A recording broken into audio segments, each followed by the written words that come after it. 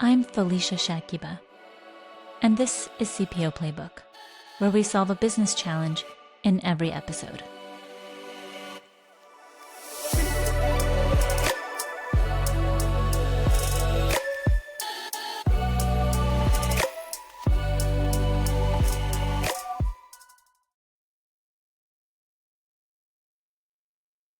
Course. So Oh, I'm so she's like this. sorry. She's like, I don't know that you can present like this to publicists with all these like pineapples on the bed and whatnot. She's like, you know what that means, right? I was like, I didn't pick it. It just it was just like it's just what the listing is on Airbnb. I didn't see it before he found it. It just is what it is. And she's like, maybe she's like just like angle the screen a little bit so your head's like blocking one of the pineapples, maybe possibly.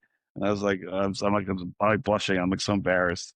Oh, I'm really sorry to hear that that's happening for you. I appreciate that. Yeah, it's like, my wife told me like 2 years ago if I started the company, we would get divorced. And I said, okay, well, I'm starting the company. So, 6 months ago, she asked for divorce and we're walking the path. So I appreciate that. Well, I hope that there's some light at the end of the tunnel for you both, I'm Yeah, sure. it's rough now, but I think, once we get through the other side, it'll be best for our kids and, best for both of us because, she wants to walk her own path and I want to continue to walk this path. So, hopefully it'll work out. Yeah.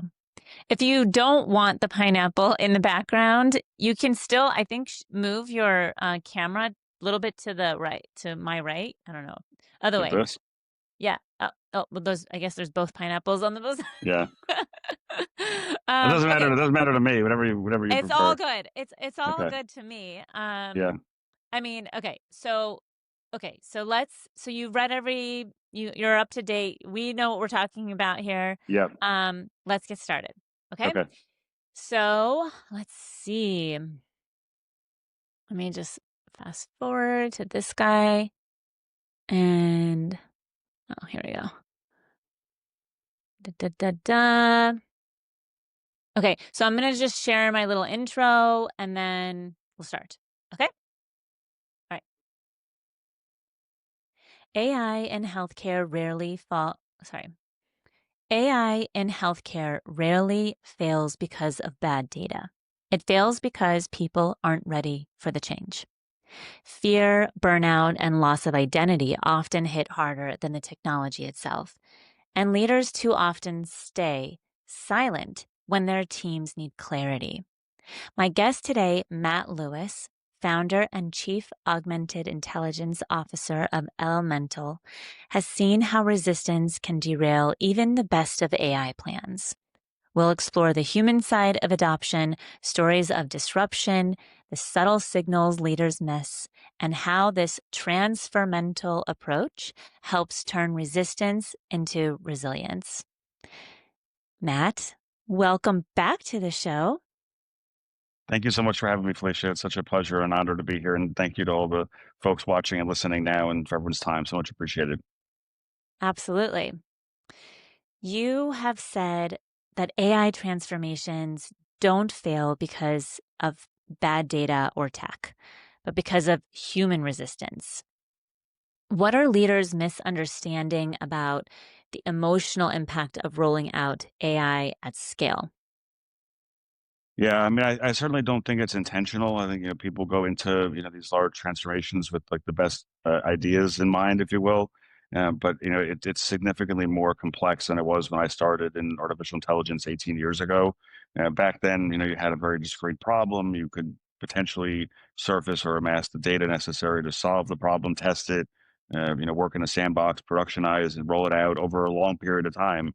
And sometimes it actually, solves the problem you were trying to work against. I built my first machine learning model and with the team working in Parkinson's disease almost 20 years ago, and it would take almost 2 years to build the solution that we were trying to solve against.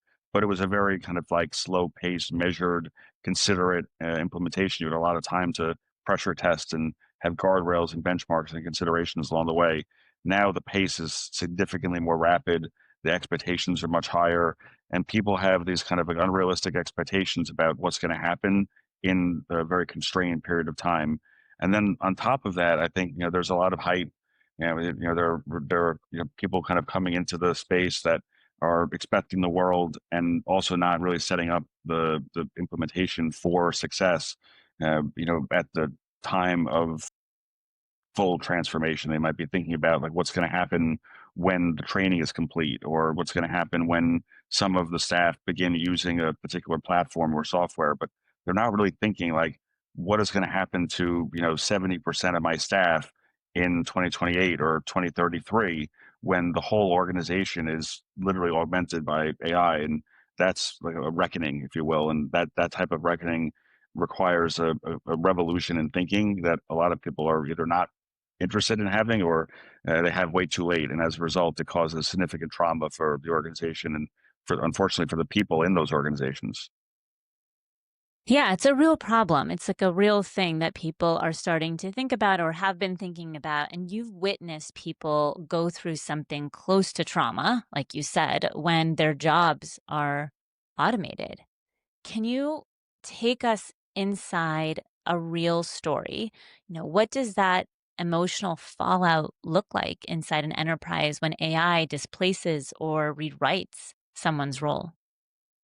Yeah, sure. And I think, again, it's a little bit counterintuitive. Like sometimes you might think that organizations that are very well resourced financially, resourced intellectually, have significant backing or a long tail of strategy and products and services might be very well positioned to accommodate this type of transformation. And sometimes they are, but not always. It might be, because of their history that they have a kind of a consideration a priori that they need to get a lot done quickly, and as a result, they come to a team or a problem with almost kind of like an external set of expectations that are not realistic and can't be delivered.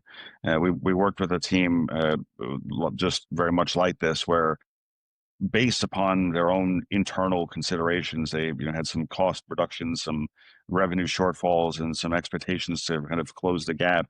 They were leading on the development of a generative AI solution across a clinical research and medical team. And before the team really even had the chance to do proper user experience and talk to people on the end, the front lines, kind of using the platform and the rest, they had these like external expectations that needed to be delivered against that were wholly unreasonable. There was like nothing on heaven and earth that could be moved to accommodate them. Nothing could make them possible. It was not realistic from the beginning. But they were coming from the CEO of the company, and this is a major life sciences company that everyone recognizes. It's in the Wall Street Journal and publicly traded, and everyone knows the company. And they were setting forth these expectations that no matter what they did, they couldn't be delivered against. So right from the beginning, you had financial targets and headcount targets and vendor targets and procurement targets that no matter what people did, working 16, 18-hour days, they could not meet them.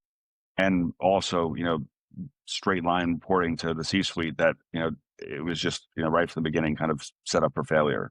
But even that was unfortunately not sufficient to kind of see what followed, because I think right from the beginning there was a discussion within this group that the solution would essentially replace or automate most of the kind of cognitive or thinking work that had been done historically by subject matter experts, by people within the team that had significant training, doctoral level training, people that are trained as pharmacists, as PhDs, as physicians, as clinicians, and without any real discussion as to how the platform would complement, extend, amplify, enhance, or augment their own capabilities.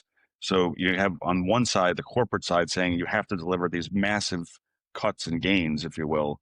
And then the other side kind of almost telling people that if they do it successfully, all their core job will go away. So it was not a great situation, and then they didn't really invite in the perspectives of those being augmented, if you will. They just said this is the plan, this is what we're doing, and go do it essentially.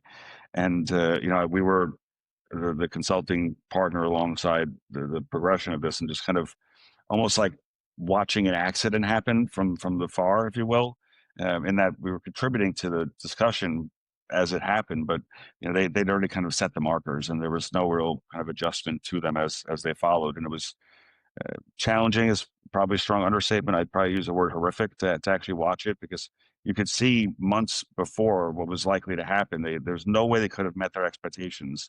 the most of the team directly involved from an accountability standpoint was likely to lose their job, and they did.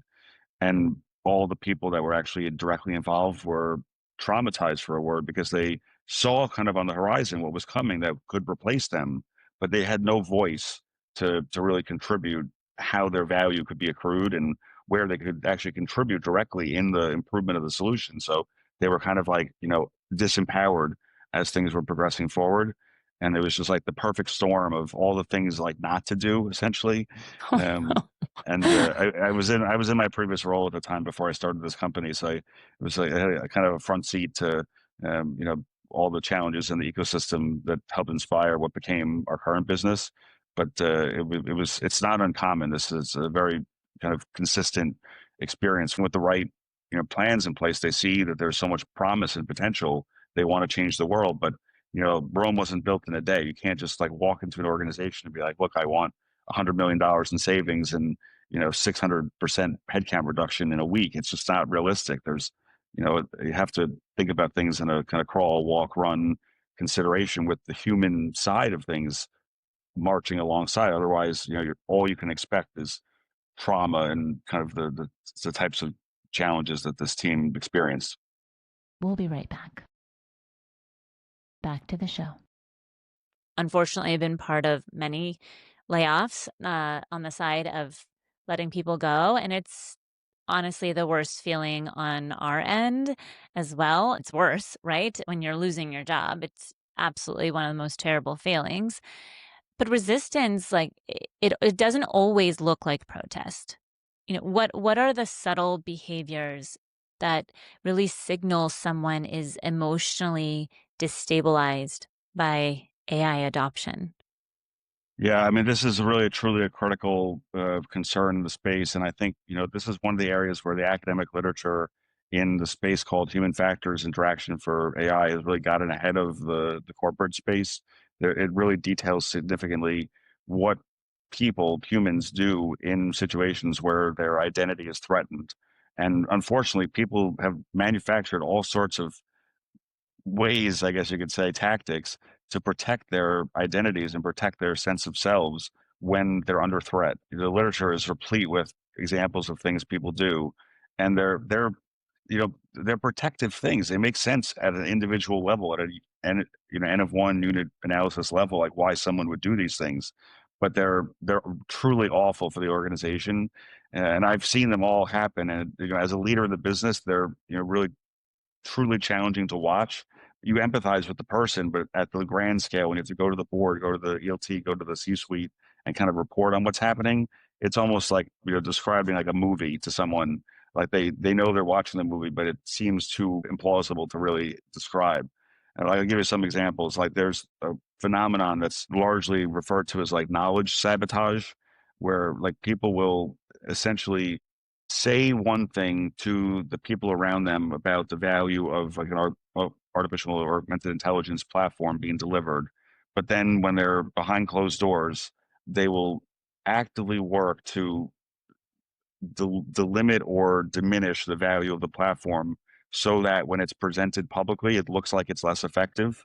Like they'll like in this case with the one I'm referencing in life sciences, it was around information that had come from clinical research studies that was going to eventually be published. So Mhm. when it was in the data science environment in like a closed sandbox, it worked perfectly. But when it went out into the world, into the wild with medical writers and with scientists and patients and all the rest in the real environment, it required people to actually give of themselves, their experience and expertise. And if they had trust in the process, trust in the system, trust in their own futures, they probably could have contributed fairly and equitably and done so in a way that had their interest at heart. But very few people actually did that. They would, show up at these meetings, and I was on a number of these calls, telling the leadership team, telling the third party, management consulting firm that was facilitating this, everything was rosy and wonderful and great. And then no, literally, they would be doing this, and then behind closed doors, they would, find every possible way to pull down the platform and literally find ways to make it not work, like putting fake data into the platform, finding ways to Wow. make it dysfunctional, and then submitting those examples or versions of it so that it wouldn't work and slow down the timelines. like almost like, if you're like building a highway, they like during the daylight, it'd be looking like they're putting cement on the road. But the second night came in, they'd be like tearing up the road and like throwing hand grenades in front of everyone when no one's looking.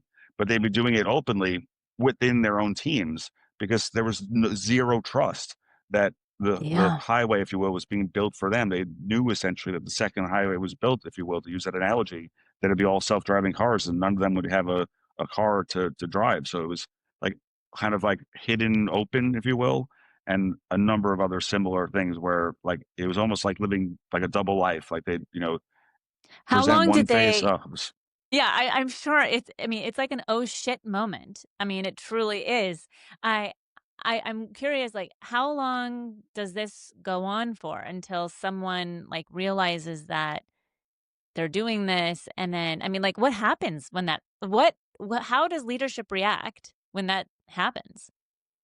I mean, it was really truly an untenable situation from the beginning because even just the way they orchestrated the whole engagement, there wasn't even like a path for consideration to gain feedback from users as the platforms were being iterated, which would be like a normal consideration for any software, any like software as a service implementation. You'd get user feedback as things were being rolled out, and typically the teams that were deeply involved would be compensated either financially or from a temporal standpoint for their engagement. But there wasn't anything like that here because they were rolling so fast, trying to get from the MVP to the prototype to the implementation, that they hadn't accommodated for like, oh, we were actually going to ask people how this is working and build their feedback into the next versions. That there was no space or time to actually like respect and reflect back what people were thinking or saying. So not only did they not, kind of purport to care, but they also didn't compensate people for trying to care and contribute. So it Right. was like almost like insult to injury. So as people were like getting the message, either, because people weren't saying anything or they were not saying anything and then getting that message that people didn't care, they just kind of retrenched their efforts. And it got worse and worse and worse until it got to a point where things truly weren't working. And while the expectations were set so unrealistically at the beginning, by a quarter in, 2 quarters in, they were so far behind where they should have been that the writing was on the wall. It was pretty clear, at least to me and to a few other people, where this was going to go. That it was just kind of a fait accompli at that point. Wow. I mean, it's like you said, I think the reality is that it's like watching in slow motion a car crash Yeah. with multiple cars. Yeah, yeah. uh, I mean, I think it's truly unfortunate, but at the same time, it is preventable. I mean, I know when I took over as chief AI officer for my previous firm at the private equity portco that I worked at, I did this town hall across the whole organization, and a bunch of people came to me and they said, "Matt, like this is amazing what you're saying, but I know what's going to happen. Like like in 3 months, 6 months, 12 months, you and like the CEO are going to come to us in Plymouth, UK, or in Singapore or in London or in Manhattan, whatever. They're going to be like, this is so successful that your entire department has been laid off, and we're only keeping you, but the other 88 people are no longer employed. Like that's what's going to happen. And I'm like, no, that's not at all what we're saying. Like this is meant to really complement your native expertise and human capabilities so that we can do more brilliant work together and serve our clients and customers so that they can add value. It's not at all about replacing people, but people I think go into these emerging technology situations with this like native fear that's been kind of inbred in them through years of watching Terminator and other things in the mass media, where they can't possibly imagine that what's coming is going to be better than what's come before.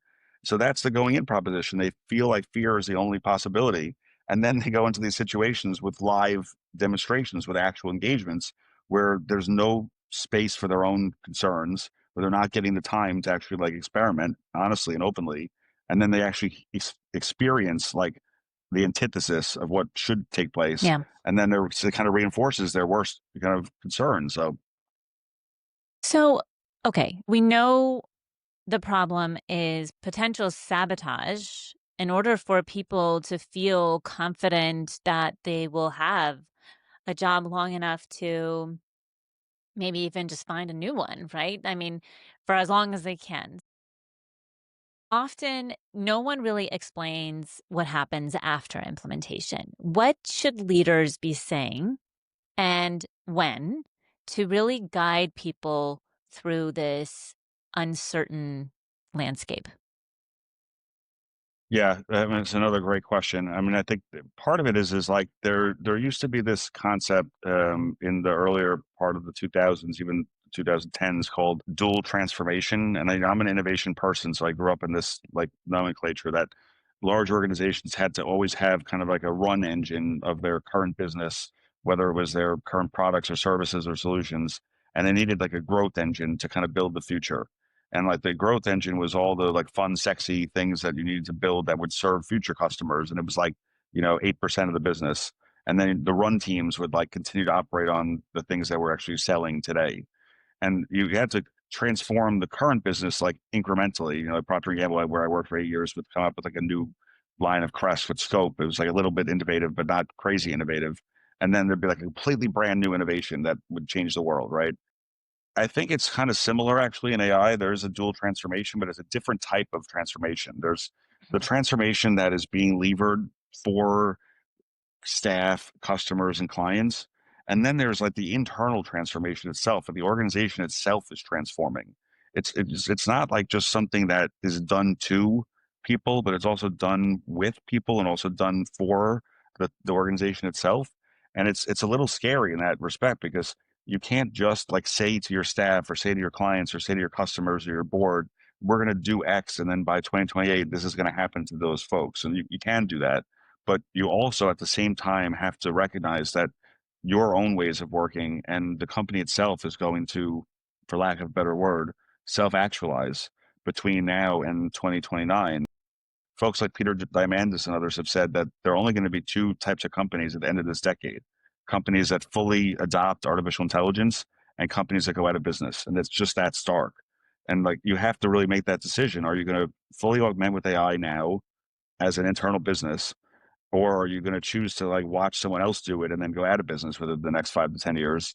And if you choose the first path, you're adopting at the same time that your customers, your internal teams, your clients are telling others how to leverage the technology. So it is really a dual transformation. You're internally transforming and you're externally transforming at the same time. And I think part of what has to be said is that it is a natural skill, I think, actually, of humans, all humans, to change.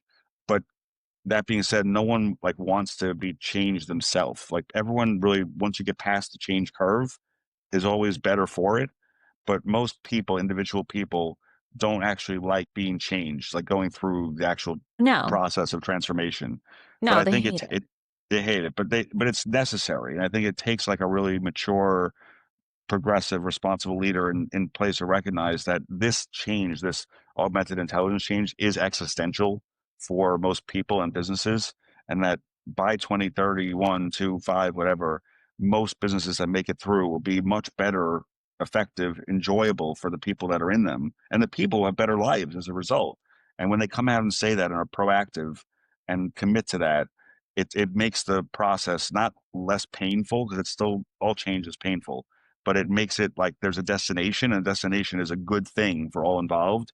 Whereas like otherwise, it's just like a whole lot of uncertainty, and people are like they don't know why they're committing to the uncertainty, and they have these fears like robots are going to take their job, or it's going to take away things that they enjoy. They're at risk, and it removes the uncertainty. It says at the end of the uncertainty, there's going to be great value for me and for those that I care about, and it's worth it for me to commit to this process because when I see the other end, it's going to be great. And there's like, going to be, rainbows and unicorns on the other side. And that's something to look forward to. So I'm in it for the long haul. And I think there are more people like stepping up and saying that now, that this is a desirable goal. And it takes some consideration to get there, if you will. Yeah, and I think that's important. I think communication with leadership is critical in order to bring people along with them in the journey versus them feeling this ambiguity. And ambiguity, the competency of dealing with ambiguity is one of the rarest competencies that someone can hold, but people have a really hard time dealing with it. And I think that obviously plays into more of the unknown rather than just the I don't know if I'm going to still have a job at the end of this transformation, right? Is that a fair That's definitely statement. fair. And I think it's also just that, like, if you're in a large organization, like say a private equity firm with portcos or a publicly traded life sciences firm or a government or an academic university, it's not like, say it's a, 10,000 person organization, 100,000 person organization. It's not like every human in that organization feels the same thing at the same time or is like monolithic. Like you can't go to like company X and say, everyone has this deep uncertainty. It might be that like, 3% of the organization is truly concerned about like what the future holds, but maybe 97% doesn't feel that way. So like, that earlier example I gave about this life sciences case study, which unfortunately did happen to real people and they were, affected as a result. Some I'm sure are still affected. One of those folks is now an advisor to our company. I was speaking to him the other day and he made it through the other side, if you will. But it could have just been that instead of implementing this project, which they did implement in a New York based team, maybe it Mhm. would have just made more sense to implement it in Paris or Mm. to implement it in Hong Kong. Maybe like just because of the change saturation of doing so many projects so fast in New York because of restructures and the pandemic and all these other things that they couldn't handle this, you know, 40-second project at this time in this calendar year at this point with these people. But another part of the organization could have handled it and they would have knocked it out of the park. And Mm. I think people just kind of like default to think, oh, well, we were going to give our top projects to our top people in our top offices. And like that thinking like worked really well 20 years ago when we only had like one great project every 2 years. But now there's like an amazing number of things coming down the pike, and it actually has the risk of traumatizing our top people if they can't handle it mentally and physically and temporally and financially. And we have to think a little bit psychologically about, is this person ready psychologically to handle this right now? And if they're not, is there someone else in the team that can accommodate it and actually see us through to the other side and get us the results we need? And then we can scale from there rather than getting a failure first and then demoralizing the whole organization. So I think it's important to just like widen the aperture a little bit, like pull back and say it's not a, should we or should we not do this? If, is it one or zero? It's sometimes like we should do this for sure. But where does it fit? It's about contextualization. It's about, how do we accommodate our needs with those of the organization so we can progress forward to a point of value. Yeah, it's a lot of pre-work to set up before the change. I think that Yeah. makes that transformation successful. And, something interesting that you shared earlier before this chat was that only 1 to 3% of people in these transformations lean into support success, which is crazy low. I mean, that's tough. You're up against a wall almost. So, what can organizations do to increase that number before the culture turns toxic? Yeah, and that number comes from the World Economic Forum. There was a report that just came out this week for MIT that suggests that AI adoption is about a 5% success rate. Like 95% of projects fail, Wow. and they're similar because the MIT report is about that of the projects that are implemented, only 5% see value for efficiency or effectiveness. The earlier stat is more about like whether people step in to kind of set things back on track or just stay in the sidelines when things are becoming shitty, to use your expression. I think a lot of it has to, I mean, a lot of it has to do with leadership and with coaching and with mentorship. The leaders in these organizations are under a significant amount of duress. And I think, people don't give that enough credit or voice truly. It's not, it's not as if like, the C-suite department heads, division leads are just, walking a very casual path these days. Like there may have been a time 10 years ago when things were less stressful.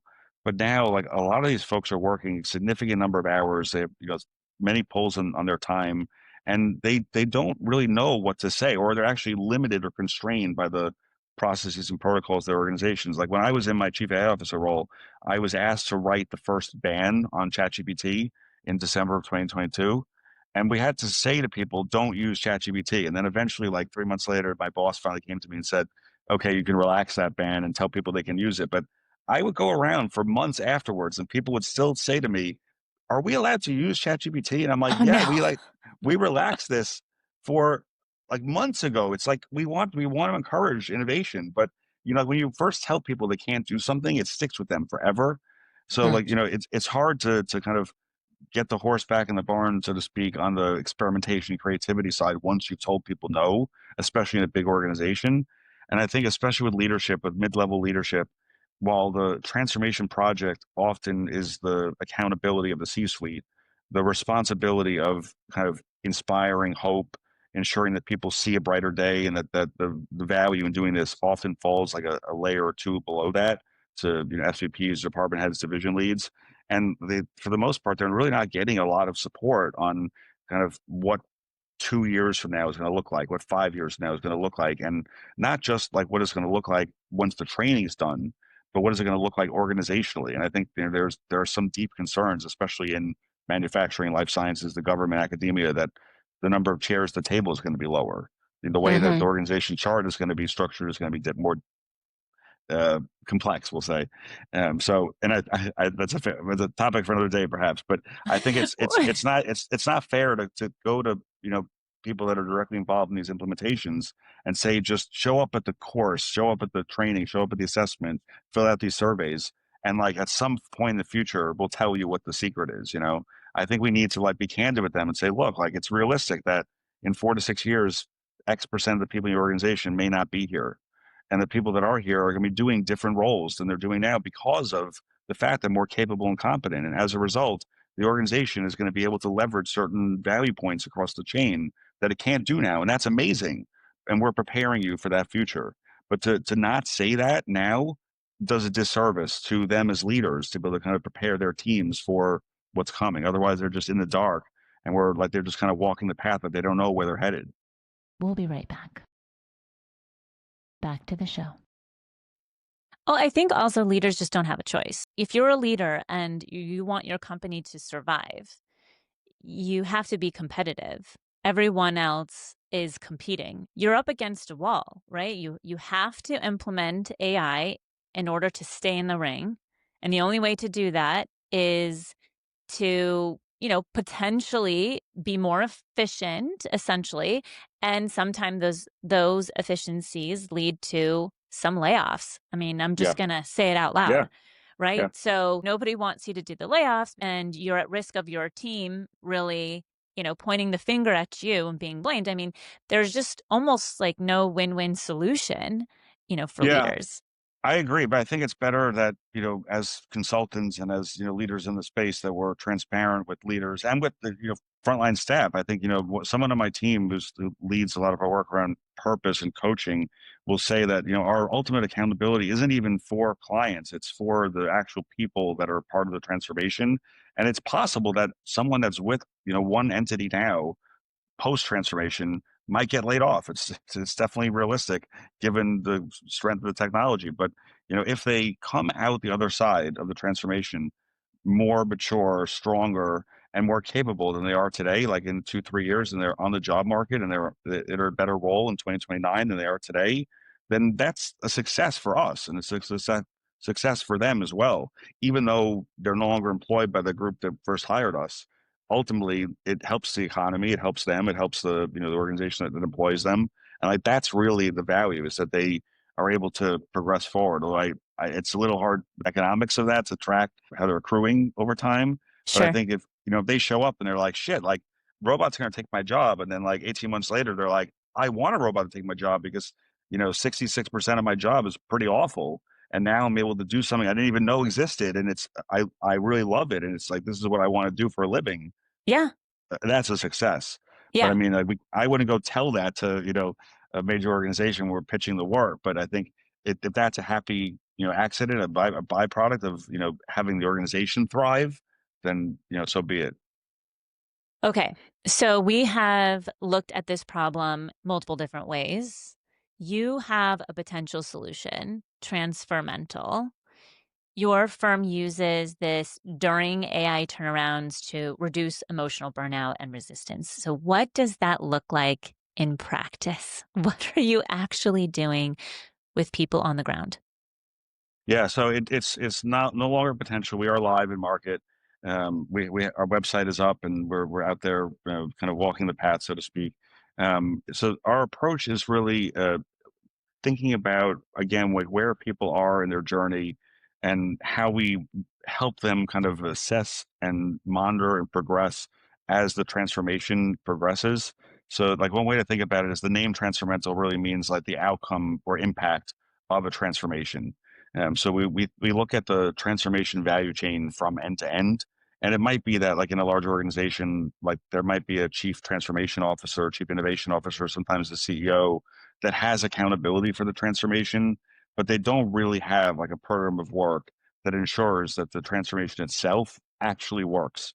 And as a result, that's why you see these calamitous figures on transformation, especially in AI, not working really at all. The MIT results are 95% fail. And when they say 95% fail, if you're when I was at my private equity portco, we spent like over $110 million on a transformation. That would be like 106 million wasted of 110 million spent. These are numbers that are actual dollars that are not Wow. useful for the organization. Our focus is to really own the end-to-end value chain of transformation related to AI for organizations and help make them accountable to see daylight, if you will, on the other side, and to focus really just on like the process of how do people show up when they're faced with existential change, which is really like, they have some subject matter expertise, they have some experience, and they need to become a different version of themselves as a result of AI. And they have in almost every case like a number of really strong partners that are doing other things. But there isn't really anyone that's specifically showing up for the leaders of the organization and for the transformation process itself to be effective on the other side. So the first thing we do is we'll go in and assess the degree of self-efficacy or the readiness of teams, for example, are they even capable of handling this new change today? And it might be that they're not. It could be that a team in Plymouth in the UK or in Paris or in Singapore or the Philippines is a better team to do this project today. And if we want to show it as a POC and then scale it across the organization in 26, that's a better first consideration. And then we'll look at whether or not they have the psychological safety and the comfort to be able to actually have conversations that are critical to their maturation and transformation process. And a lot of it, Felicia, is not even so much the software. It's like the software is almost becoming commoditized at this point. It's like there are some novel things out there, but a lot of it is a little bit of a kind of mass market. Hmm. If people aren't comfortable telling their own teams whether they think the platforms are eroding their trust in their job, they're sure as heck not going to tell their managers, not going to tell their leadership, they're not going to tell other people. So we've Yeah. built a platform where people can have private conversations and have psychological safety about really about their sense of selves. It's not even so much about the platform, but as they use AI more and more, and most people that we work with are doctors, they're scientists, they're experts, they're strategists, they're analysts, they're deeply technical people. They weren't trained in AI, but now they're using it often. And as they use it more and more, they feel less and less like themselves. Like, they're like, who am I now that I'm using AI 30, 50, 80% of the day? Like when I go home and talk to my partner, when I'm with my dog and my kids, like, what do I even do for a living when AI is doing 60% of the things I used to do? Like these are conversations about their identity, like who they feel as themselves and like how they show up at work that they're not able to have with anyone else. And they have those with our platform, if you will. And then those are surfaced in workshops and conversations so we can help the teams evolve to a place where they can all collaborate and co-create together, if you will. And Yeah. then over time, they mature to a place where they can augment their workforce and the work considerations together. So if they start like at a B minus on the maturity curve and the well-being curve, hopefully by the time with our engagement they get to an A minus, and then they're more receptive to a large scale transformation. And this you see the same thing across that organization's 30,000 people, maybe the top 700 people are in that consideration sleeve, so that over time, over development, the organization up titrates and is able to be more receptive, more competitive, and out compete other firms in the space that are still trying to either do it the old fashioned way and just throwing a piece of software over the fence and hoping people adopt it, Yeah. or not doing anything at all and hoping that this will go away. They can just run back to the cave and in 2031 it'll all be over. But there are Well, people doing both those things. at the core of this, it sounds like what you're saying is identity. And you've said AI disruption is about more than job loss, it's about self worth. Like, how should transformation leaders prepare to support that emotional complexity? I mean, I feel like it's this snowball that is there, but it's like getting bigger. How do we really support the leadership to take that on? Yeah, I mean, the identity component is really core because really what we're talking about is human transformation. I think like what people get wrong about AI now is that unlike when I led data and analytics teams from 2008 to 2020, when you're doing like data science projects, like discrete projects that were solving a problem, it's not about like building a piece of technology and getting someone to adopt software. Now it's really getting the human to act and think differently from a mindset standpoint so that everything they do has transformed. It's really like changing the mindset and the mind, the psychology of the person. But when that happens, it's like if they have been enrolled for 10 years, 15, 25 years, they bring with them a significant amount of lived experience, of professional expertise, of judgment, of other considerations. It's not like they're not a cyborg; they're still human, but they just operate in a different way. So when they do that, the leadership role is it becomes more like facilitative, like they're helping their teams navigate through this emergent climate and Hmm. you leverage their lived experience, leverage their subject matter expertise, leverage their judgment, but in a way that is more efficient so that the things that slow teams down historically, a lot of administrative and other considerations kind of go by the wayside.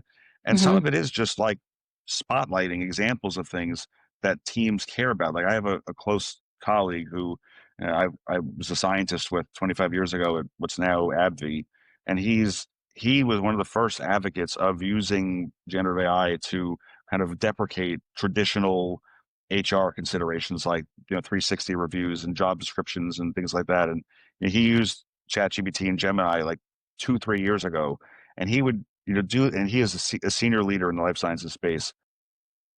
He would do these types of considerations. And I said to him, I'm like, when you do a 360 review on your senior team, on your executive directors, do you tell them you're using Gemini? You tell them you're using ChatGPT? He's like, yeah, all the time. He's like, because I want them to know that their time with me is precious and that when I'm using generative AI to what would have taken 10 hours is only 1 hour, that the 9 hours that I saved by not wasting it in, Word and doing God knows what is now time we can be building the future. And he was in neuroscience, neuropsychiatry at a large life sciences firm in Boston.